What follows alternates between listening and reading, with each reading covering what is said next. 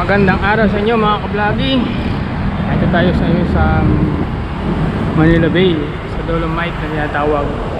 Ayan, makikita nyo sa aking harapan kasagsagang na ginagawa, pinapaganda ang ating Manila Bay. Ayan, nakita nyo yung mga buhangin, nakabalunbun pa.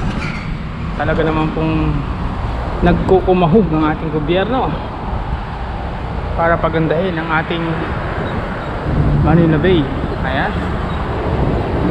sana naman ay gumanda talaga ito at hindi ma-wash out.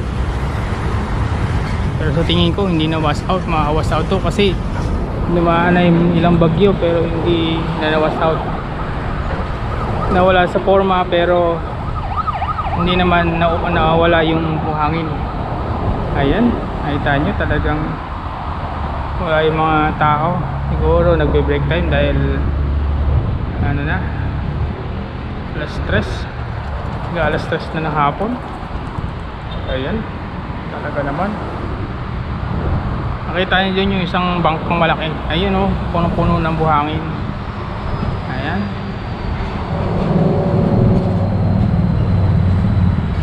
So matagal-tagal pa itong gawaan mga ka-vlogging. Ayan yung mga balongbon na buhangin, no? Feeling ko papatagay niyan dyan para maging maayos ang ating Manila Bay. Ayan yung mga kagamitan, mga makinarya, oh.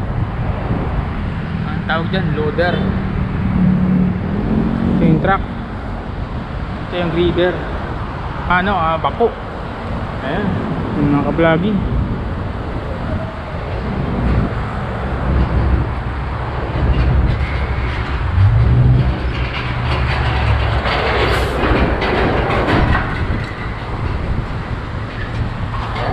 Tayo sa taas ng hagdan. Nakita nyo sa lawak nitong gagawin ito ng Manila Bay nito, na ito pa lang yung natatapos. So mahaba-haba pang panahon to bago ito matapos talaga. Ano,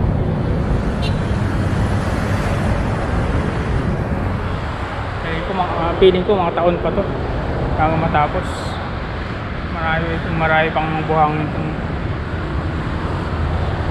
maubos.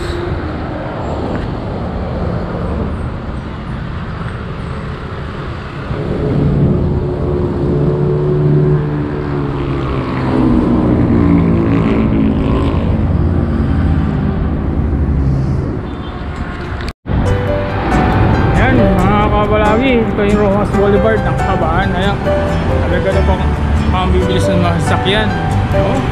May mga truck, sal-saling sasakyan, motorcycle, siklo. Sa aking kinalagyan talagang nauga pa. Oh, okay ang aking na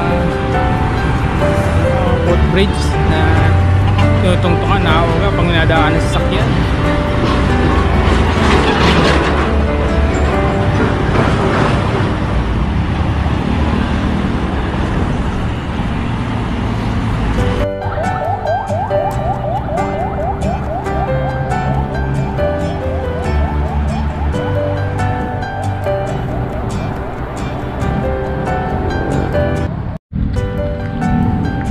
Mga ka-vloggy, ano tayo ulit sa kabila nung ginagawang Dolomite.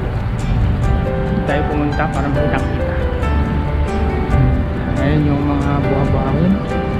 May mga sako-sako pa, malaking sako, at may mga tambak na pambuhangin. Yun,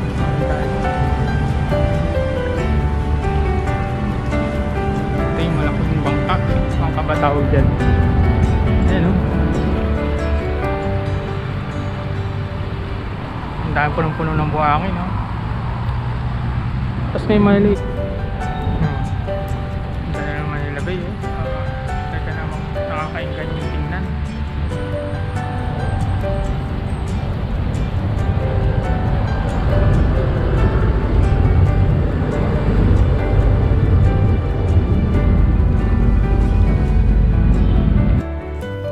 Yan mga kaulagi, salamat sa panonood.